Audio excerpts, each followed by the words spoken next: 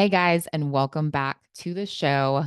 If you've been around a minute, then you know I'm your host, Megan Hardy, and I am the founder of Fitness Uncharted, which is my one on one health and fitness coaching business. And today, guys, I'm going to jump right into this episode because I'm going to be talking about grief and how grieving can be healthy. And I just felt the need to insert this episode into my episode schedule. I normally have like 4 or 5 episodes planned out at least. And you don't usually insert like this, but I've had some life circumstances come up that I feel like it just felt wrong to continue, quote unquote, life as usual and quote unquote podcasting as usual without addressing the loss of my baby boy Kai. So I was 12 weeks pregnant and miscarried. And I just want to go ahead and just forewarn anyone who is going through grief or miscarriage or anything like that right now. Like that is largely what this episode is going to be about. If that feels a little too raw or real for you right now, don't give this episode a listen right now. If you feel like that'll help you right now and just like having someone else to relate to, then come along with me and let's talk about it. It hasn't even been a full week since we found out that Kai went to be with Jesus. But I feel that right now is a good time to record because I'm feeling just kind of numb to it right now. And sometimes, like, you just cried all the tears that you can cry for a little while. For a while there was like, after my surgery, I had my DNC on Wednesday and was pretty dehydrated. And I'm like, I literally don't think I have enough fluid in me to cry anymore. So anyway, right now I feel like is a good time to do it. Doesn't mean that I won't cry during this episode. So forewarning for that too. But I feel like I can make it through this pretty composed.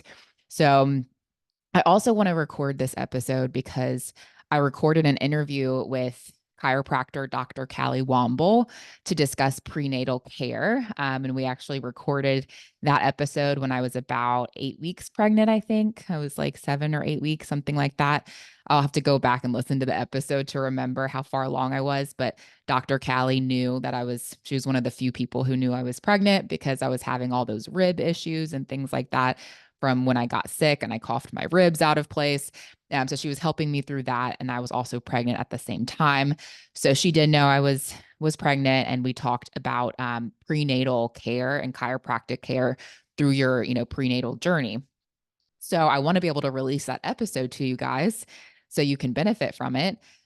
For you mamas out there and you soon to be mamas, I want you guys to be able to benefit from that interview and information. So I wanted to go ahead and insert this episode to be able to kind of address the elephant in the room of losing my baby boy Kai so that I can actually talk about it in future episodes too. But I was debating, about sharing publicly about our loss for me and Justin for, just, not sure if I wanted it out there publicly.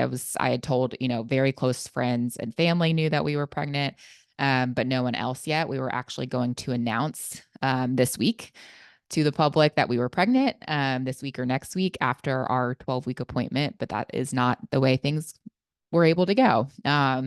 So I felt like I had to share though when I was debating it and talking with my sister about it. I was like, I feel like for two reasons, I feel like I have to share publicly.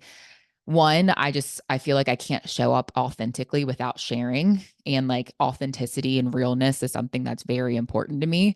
And that's what I try to do with all of my content and just putting myself out there, like being a business owner and being on social media and putting myself out there. I really try to be real. And I was like, I can't pretend everything's quote unquote normal when it's not. Like my whole world has changed and I can't pretend that hasn't happened. So like, how can I show up? I was like, I literally feel like I can't show up because I'm usually the smiley, bubbly Megan. And I'm like, I can't show up like, oh yeah, another day in the life. Nothing's wrong. Nothing happened. So I'm like, I feel like I have to go ahead and share this so that I can actually show up in my real rawness, ugliness, authentic self, like with all the tears and ugly that is right now. Right. So that was one reason. And then the second reason I felt like I just have to share and talk about this was when I had my DNC. That was literally just a couple days ago. This is like 4 days out as I record from having the DNC. I'm still having some side effects from that, some pretty intense cramping and whatnot. But I had at least 3 nurses tell me how quote unquote common miscarriage is, but that women, quote unquote, women don't talk about it and we all suffer in silence. Literally, I had those kind of words spoken like at least 3 times, maybe more than that. But I was so numb to what like every nurse was saying in that on that day in that moment. So like I know I heard it at least 3 times. Who knows how many more besides that? But I was like, I refuse to go into mental seclusion. Like I refuse to just go inwards and not share and just hold this weight by myself. I refuse to do that and I refuse to suffer in silence. So even just sharing and getting it out there, like I always say I'm an open book. Like I love the freedom of I literally have no secrets. Like there's things where, social media trolls might try to come after me for something or this or that. And I'm like, I love it because I have no guilty conscience. Like it's just out there. It's just open. So I was like, if this is something that I am just like hiding or like holding on to and trying to work through on my own, it would feel so heavy to me. And, I don't want to do that. And also for every other woman out there who's struggling with this, who feels like they have to quote unquote suffer in silence, I want them to know that they're not alone and that they don't have to suffer in silence. Like grief is awkward. Yeah, grief is really awkward. Like people don't know what to say. People say weird things, like whatever. But like it doesn't mean that you can't share your grief or like have to keep it to yourself. And I can also confirm that it is just miscarriage is very common. Like after sharing my story, I don't even know what day it is because all my days are messed up right now, but I can confirm it's very common. And most do suffer in silence. Most women struggling with miscarriage or infertility are suffering in silence.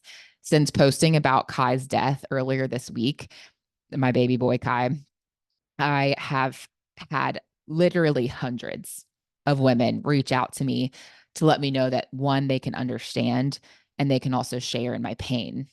Many of whom said that they also said, something along the lines of, you're so brave for sharing. I had one woman that comes to mind immediately share, like, you're so brave for sharing. Like, I wasn't that brave. I went through something like this too, and I wasn't that brave to share it publicly when it happened or to talk about it. And I told her, I was like, one, you're not any less brave for not sharing publicly. Everyone deals with grief differently. And you don't have to share publicly. And then also I was like, here you are right now reaching out to me, who you just learned I just miscarried, and you know what my pain is like, and here you are sharing your story with me, which is also brave. Just because you're not blasting it on social media or telling the whole world doesn't mean you're any less brave. Like you don't have to do that. But it was just like, it's been pretty crazy how many women do suffer with miscarriage or infertility. And I feel like it's just like this taboo thing to talk about for a lot of us. And the other reason too, I also feel like most people wait. Another reason I wanted to share my story is I feel like most people wait until they have the success story. So, no one knew that Justin and we'd been trying to conceive for about a year.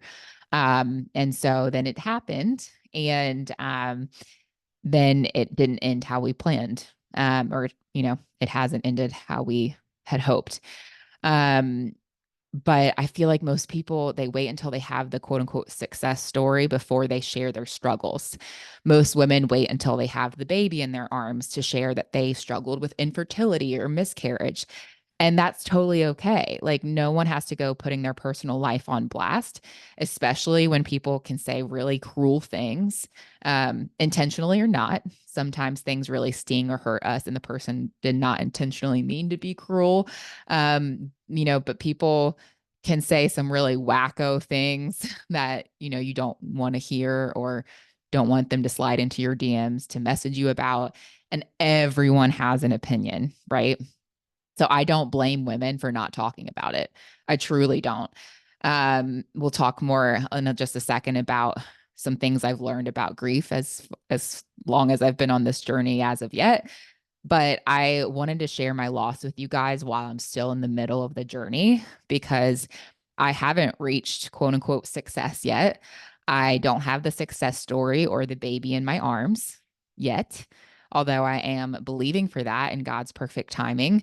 I don't have that yet. And so, my hope, I did record a few videos along of our 12-week journey of like, because we had a lot of pregnancy scares. And I was like, I don't know if I'll ever post these or not. But if I do, I was thinking in my head, it would be after we have Kai in our arms, like, or that we've announced that we're pregnant because we're still pregnant.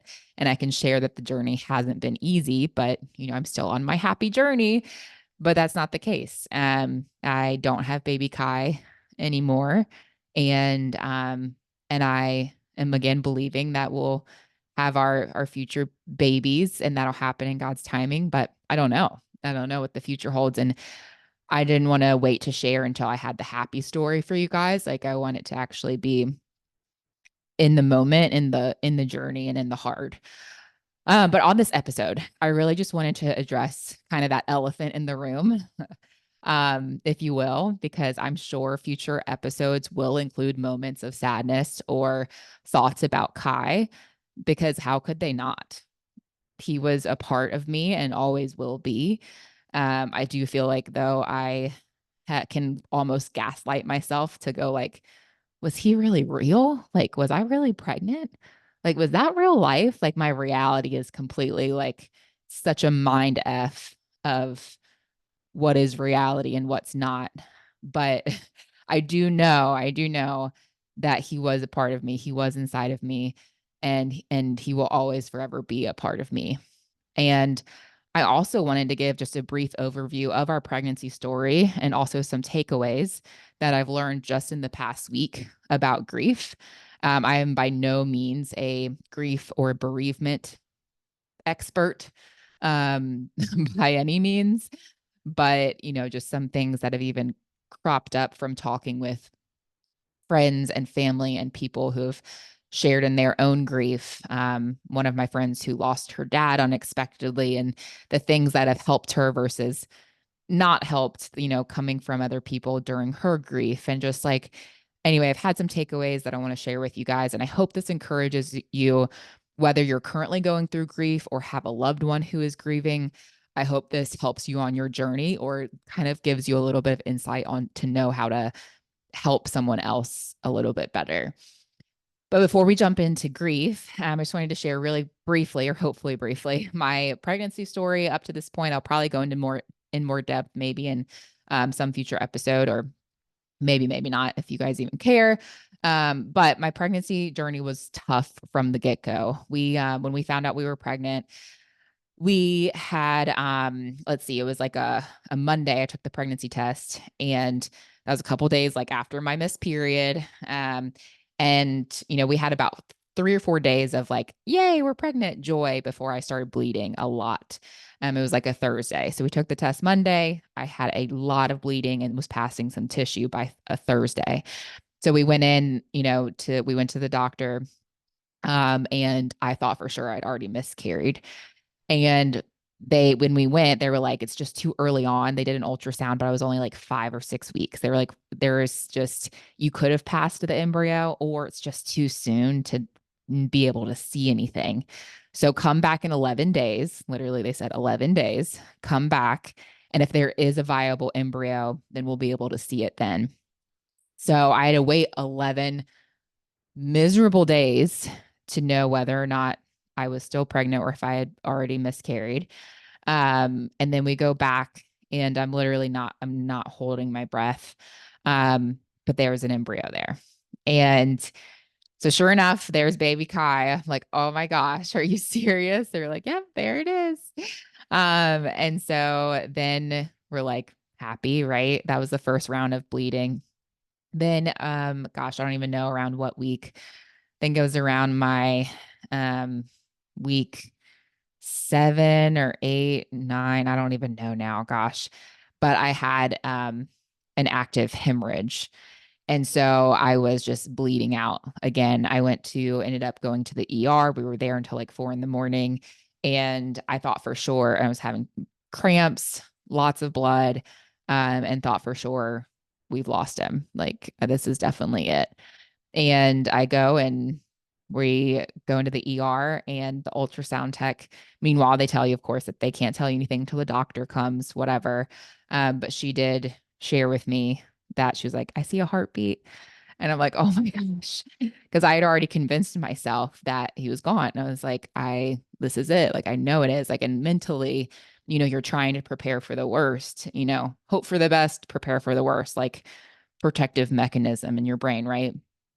And so I was just like, oh my gosh, like this is a little fighter. Like, okay, you're already just like this little fighter. There was so much blood, but his gestational sac and the baby, like all was untouched and unbothered. And he was fine. And on the ultrasound, could see him wiggling and moving around. So we're like, oh my gosh. And then after that, I had another hematoma that formed. And so the subchorionic hematomas are just like basically the blood, but like they're like blood bubbles or blood sacs that can form between your like uterine lining and wall and then the gestational sac. So it can be dangerous. Like if it bleeds and pulls out, it could, kind of result in a miscarriage, but they actually aren't that correlated according to my doctors. That a lot of women, it's the top cause of first and second trimester bleeding are hematomas, and they're not directly related to miscarriage, which is just crazy, especially for the amount of blood loss. That how can he still be okay? Um, so another hematoma had formed. I also, along saying this, guys, I have a bicornuate or septate uterus. So it means it's like heart shaped. So it's already a high risk pregnancy because basically my uterus, instead of being like kind of rounded at the top, it's like got a septum that pulls down in the center, like a piece of tissue that comes down. So it makes it look like a heart or like almost like horns. So there's two sides to my uterus versus it being like one open space. And so depending on where baby implants, that can be more dangerous. And then also just things like this, it can be like a higher risk pregnancy. So, but the baby like had implanted in an okay place, all was good, no ectopic pregnancy, things like that. And then we did do the maternity 21 testing. We just gotten that back that all was good there and no chromosomal abnormalities.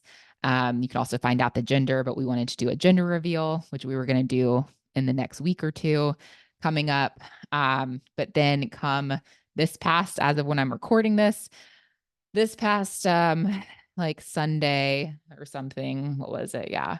Sunday, I already had my 12-week appointment scheduled for the Monday, but I started bleeding, probably the heaviest I've had yet. Sunday night through Monday. And I called my doctor as soon as I could the next morning. I already had the appointment scheduled. So we're like, let's just keep you scheduled for this afternoon. Hopefully this resolves itself some more. And if it's the hematoma, it passes. So we can check on the status of the hematoma and the baby and everything else at the appointment. Come on in this afternoon. Just keep your feet up, push a lot of fluids, like take it really easy until you come in this afternoon. So, meanwhile, I'm just praying and I'm like, Lord, I've had like multiple situations like this throughout the pregnancy. I'm not gonna be fearful. Like, I just am believing that baby Kai is untouched and unbothered and he is okay. And you know what? Like, there's just more blood. It's just more blood. So we go in and long story longer, the ultrasound tech does a ultrasound or scan on my belly. And she wasn't on there for 30 seconds before she was like, you know what? Can we do the transvaginal like ultrasound? Are you okay with that? I was still bleeding a lot. And I was like, yeah, that's fine. And I already just knew. I was like, I didn't want to accept it, but I'm like, she wants to do the transvaginal ultrasound because she can't find Kai's heartbeat or fast enough on the belly ultrasound. So we do that. And then she's like, I'm just gonna take pictures around your uterus and cervix and whatnot before then we'll go look at baby. Okay. And again, I was like, I know she's doing this because she doesn't want to have to take measurements after telling me bad news. But I'm like, just believe it. I still like, okay, I'm like hyperventilating, but I'm like, I'm just believing for the best. Like that's what I think she's probably doing. But like, I'm just like holding my breath. I'm like, there is going to be a heartbeat. There is going to be a heartbeat. There is going to be a heartbeat. And every time that we had gone in at this point, we've had like 7 ultrasounds by week 12. Normally people have had like 2. Um, and every time he had a strong heartbeat, wiggle in, move in, strong heartbeat, everything looked good. And then sure enough, she just put her hand on my leg and looked at me and she's like, I'm so sorry. So this time he did not have the heartbeat. So again, I don't even know how I'm like sharing this without crying right now. I think again, like I've just the tears are gone. Like I'm just it's the numbness right now. So like again, if you if this is hard for you to hear or listen to, please turn me off. Um, but I'm just sharing my story as it's coming. So anyway, that's how we found out. And then my doctor also recommended the DNC because she was like, with this much blood and with how far along you are in your pregnancy, if you haven't already passed him, then you probably you it could take a while, and when you do, it'll probably be pretty traumatic. And then also we could do the medication to help you pass, to help initiate the expectancy of it coming out, but that also may not work all the way, and you might still have some pregnancy tissue left in there that we would still have to go clear out. So I did decide to go with the DNC option, and had that surgery this past Wednesday. Again, as of when I record this, which I think I'll be releasing this in like not next week, but the following week. So pretty current.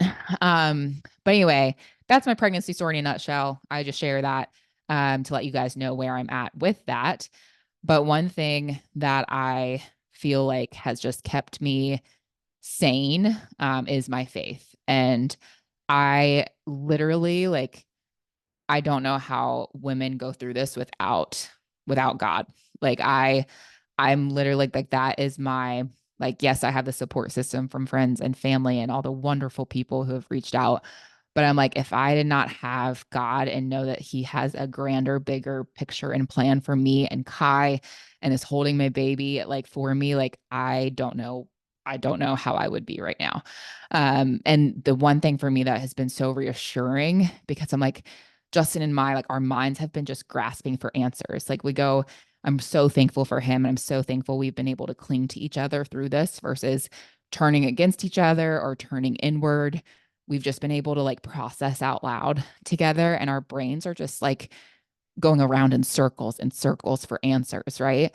But so when I'm like, there are no answers, like literally the doctor told me, like, it doesn't seem like anything happened to Kai from the bleeding. She was like, this is a terrible day professionally for me. And I'm so sorry because you just got dealt 2 bad hands. Like all the bleeding that you've had was one bad hand. And then Kai not having a heartbeat, we don't know why that happened this time. And I'm sorry, like I have no answers for you. It's just, I don't know what happened. It's just a terrible day professionally. And I'm like, that's literally the worst. Like, if I at least knew why, like why, what happened, like I would just because then it also is like I have no idea for the future what caused this last one, what's going to happen for the future. Like that's where just some kind of understanding would be so helpful, right?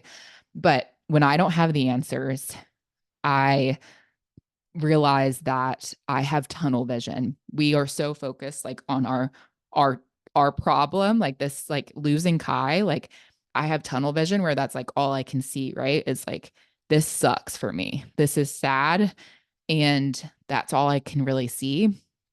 But knowing that God can see and he knows the bigger picture that I can't yet see is what gives me comfort because I'm like, I don't know. I don't know, but I do know. Okay, so here are the tears, fresh tears, guys. Um,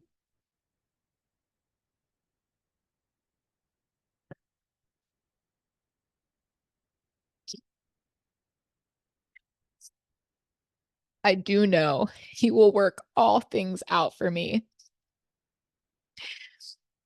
and he works all things together for his glory.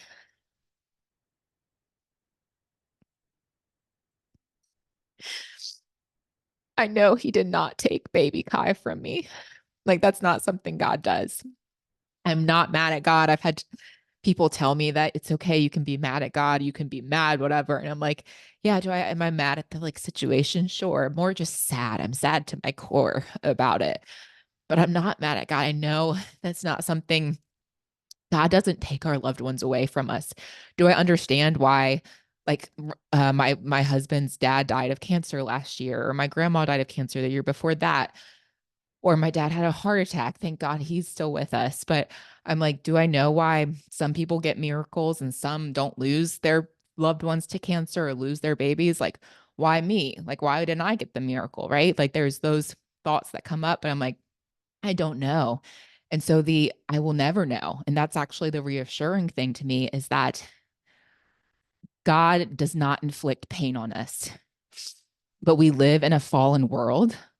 And there is a Bible verse. God tells us, in this world, we will have trouble, but take heart, for I have overcome the world. We don't know why bad things happen. We don't know why sometimes God doesn't seem to step in, but we can't see the bigger picture. And that's what has given me comfort is like, God, if it's not good, then God's not done. God is a good God. And if it's not good, he's not done with the situation. We just can't see, we can't uh, like look, wide or far enough to see what the bigger picture is. Right now, we're just looking at our, very, very small tunnel vision view of our current situation. And so I know God is going to work this whole thing out for good, whether that's even growing my faith or growing me and Justin together in our marriage as a couple, or that's me being able to relate with other women, or what I don't even know. I don't know. Like none of that seems big enough to like make up for losing Kai yet. Right. But I know if it's not good, then God's not done. And as my mom always says, it's not the end of the story. Like I know this is not the end of the story. This is not where it ends. And God has something really great planned and he will redeem this. That's also why I have John 16:33 as a tattoo on my back. I have take heart written on my back. I got that back in college. And then it says take heart, John 16:33, because that is for this verse, which is in this world, you will have trouble. That is guaranteed. Like we are guaranteed to have trouble, but take heart, for God has overcome the world and he will redeem whatever situation you're in right now. So, all that to say, let's talk about grief really quick. So, a few things I've learned about grief. One, there is not a right way to grieve. That is one thing that I have learned from hearing so many women's stories since sharing about Kai, and everyone grieves so differently. Some people have shared things with me that I'm like, that has helped you. I'm like, that is not something I feel like I need to do to help me grieve, but thank you for the suggestion. Or I've gotten some suggestions that I'm like, that actually feels really helpful right now. Like, but there's no right way to grieve. There is none. So like finding what works for you. Also to take what is helpful and leave the rest. So, if someone's like reaching out to you or giving advice, like take what you want and then toss out the rest. And because the thing is, people can say some really crazy things. Grief can also be really awkward. People just don't know what to say. People want to comfort you, but they're not sure what to say, especially if they haven't gone through something like that. They can say some really darned things. And just give grace for that and don't take offense, because there's been people who have said some things that have kind of rubbed me the wrong way a little bit, but I'm like, I know they mean well with what they're saying and I don't take offense. I literally just pick and choose. I've had some friends or family or people say things that some of the things they said really stuck with me and really helped. And then other things I was like, that does not hit home. Like that's not helpful for me. And I just toss out the rest. And I don't have to tell them that, but I just, I use what is helpful for me in my grief. And one example to give you too, like my surgeon actually for the DNC, she during going over pre-op stuff with me right before we went into surgery, she was in the room with me and she said, she handed me a folder of miscarriage support group resources. And she was like, I'm going to give you this. This has, just some grief and miscarriage, support resources for you. She said, I'm going to give this to you. if you feel like that would be helpful for you, go through it and, see if some of this might help you. If you feel like this just makes it more sad, like if you're looking at this or going through this and you just feel more sad thinking about this, she said, toss it out. She was like, literally throw it out. You're not going to hurt my feelings. That's for sure. Use it if you want it, toss it if you don't. And that was just like such a freeing thing. I was like, and just very, I thought helpful. And I loved that she recognized, like, hey, I don't know how you grieve, lady, but like, use this if it's helpful and just toss it out if it's not. So if you're on a grief journey, just if someone says something dumb, toss it out. If it's like not helpful, toss it out. And, don't take offense, give people grace. Grief can be hard for everyone. And also, another thing I learned is grief comes in waves. Again, I'm very fresh on this grief journey, but I've had a lot of other grief journeys, like, again, losing my father-in-law, my grandma to cancer recently, actually multiple grandmas. All my grandparents are gone now. But, and other grief journeys, like with some pretty close family things that have gone on, plenty of grief. I will say, never had something this this deep. There's just something that hits different with losing a child, no matter how old that child is. There's so many layers to it, but grief comes in waves. Like sometimes I'm numb, like right now. Granted, I just had a fresh round of tears talking about it, but right now I feel pretty numb to it. It doesn't really feel real.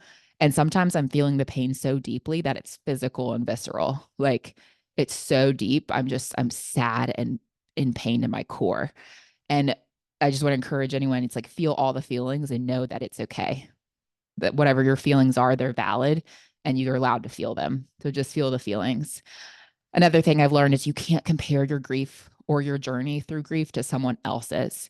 So that is one thing I will say, even with, hearing all these stories from other women who have miscarried or lost their children, even hearing stories of people who lose children when they're in like their teens or something like that. I'm like, I can't even imagine. But for example, like I can't compare my story of losing a child at 12 weeks, gestational age, to someone who lost their child at 5 weeks. It doesn't mean my pain is greater just because I was further along in my pregnancy versus, looking at someone who was 37 weeks and lost their baby, right? Or who delivered a stillborn baby. I can't even fathom or imagine that myself. But I'm like, it does no good. And you can't quantify grief just because someone was further along in their pregnancy or someone, whatever the case is, there's just no comparing grief. It's not apples to oranges or apples to apples, right? It's it's your own grief journey. So don't compare your grief journey to someone else's grief journey or feel like yours is less than or that yours is greater than someone else's grief journey just because of whatever the situation is, right? Just recognize it's your grief and your journey. Also, if you're trying to comfort someone going through grief, just listening and leaving space for their grief is one of the most powerful things you can do. That is one thing that I have really appreciated on my journey with this grief thus far. Um, People who have even said those exact words, like, I'm just leaving space for you and Kai right now. That has meant so much because it's like they weren't trying to fix my quote unquote problem. They're just leaving space for me to be sad. And I'm like that. I really appreciate that. And then also the people who've just mostly listened that don't feel the need to fix my problems or share all of their, hardships or things like that. Like that has been some of the most healing things for me personally. And I think something that might help others if you know someone going through grief. And like using euphemisms is not very helpful either for the most part. I was talking with a girlfriend yesterday. We talked for like an hour and a half. She lost her father during COVID, when it was like just the worst time during COVID to, have a loved one in the hospital because you could hardly see them and whatnot. It was very traumatic for her and her family. But she's had a lot of people try to comfort her with that and just saying, everything happens for a reason or things like that.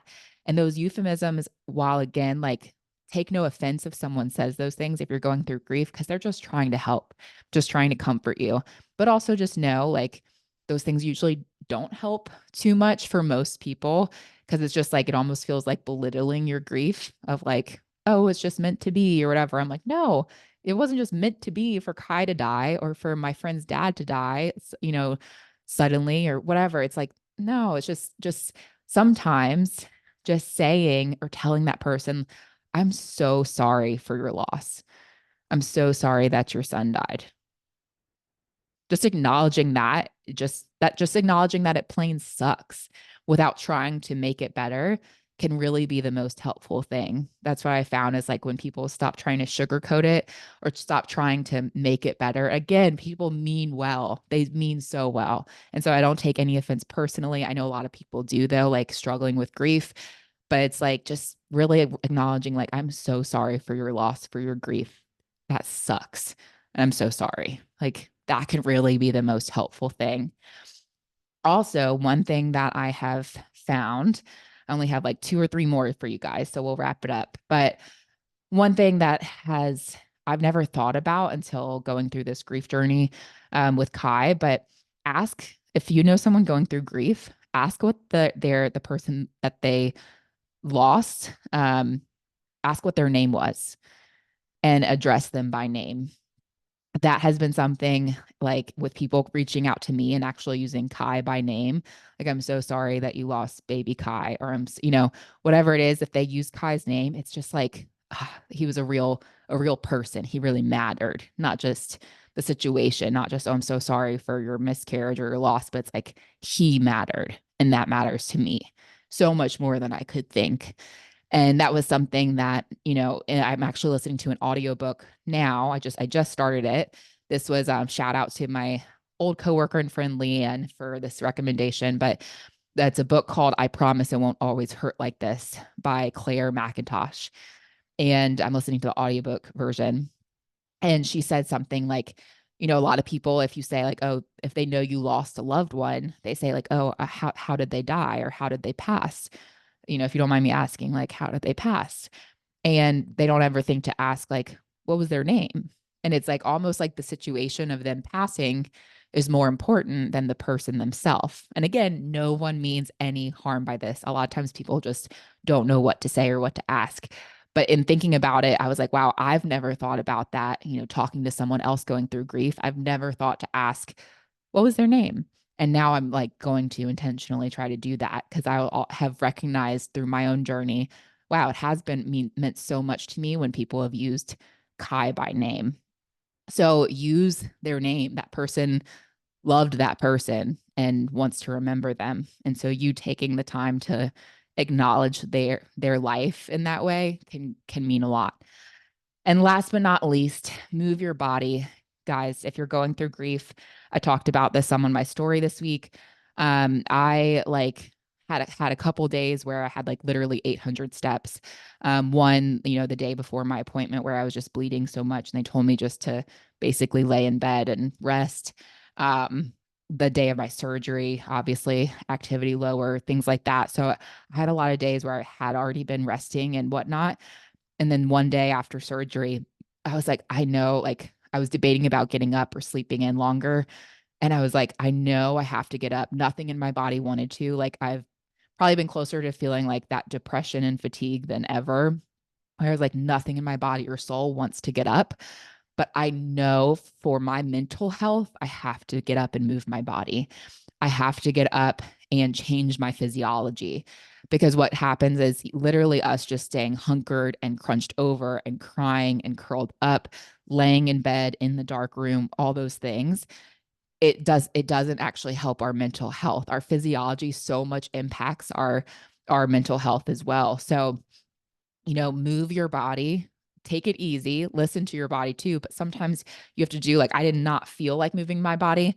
I was like, I know I need to get up, move, walk, get some sunshine, eat well. I need to just stand up straight, stand up tall, and take care of myself physically because I know that's going to impact my mental health. And it did. It didn't fix anything. I still cried all day long. It didn't bring Kai back, like any of those things, but it just helped my mental health so much. Like the physical really impacts the mental and vice versa. So take care of your physical health to help your mental health. Even if you don't feel like it, you probably won't feel like it, but you have to do it. Okay. So that's all for now, guys. I know this is probably getting super long. I don't even know how long this episode is, but I don't have any great way to end this episode other than to let you know that if you are experiencing grief, whether that's the loss of a child or something else, or someone else, I'm here if you need someone. I don't know your story. I may or may not know your story, but I would love to hear about your loved one. I would love to speak with you if you need someone. Please don't suffer in silence and don't carry the weight of the grief by yourself. Your grief is not a burden. You are not a burden. And no one wants, I know like one of the hardest things, like no one wants to feel like a burden. I know for me personally, I'm an independent woman, right? Like I can handle ish on my own normally, right? Like I don't want to burden other people, things like that. But one of the hardest things can be to let others in on your grief because you don't want to feel like a burden. But I'm here to tell you, it's like people want to help and people want to be a part of things with you. So they want to be there, they want to help. Let them be there and let them help you. So I will leave you with this, you guys. One, I promise it won't always hurt like this. I've only just started that book, but it has been helpful so far. But even if you don't go read or listen to that book that was recommended to me, I promise it won't always hurt like this. That's something that hearing that myself right now, you're like, roll your eyes if you're in the middle of it, but the sun will rise again. And I promise it won't always hurt like this. And two, this is not the end of the story. That's my mom's like favorite saying. And it really is like, this is not the end of the story. This is not like the end of the chapter or whatever, maybe the end of the chapter, but there's a next chapter, there's a next page to turn. And this is not the end of your story. So I'm going to leave you guys with that. Thank you for listening. Thank you for your support. And I hope this encourages you on your journey or helps you to know even just how to help someone else who is going through their own grief journey.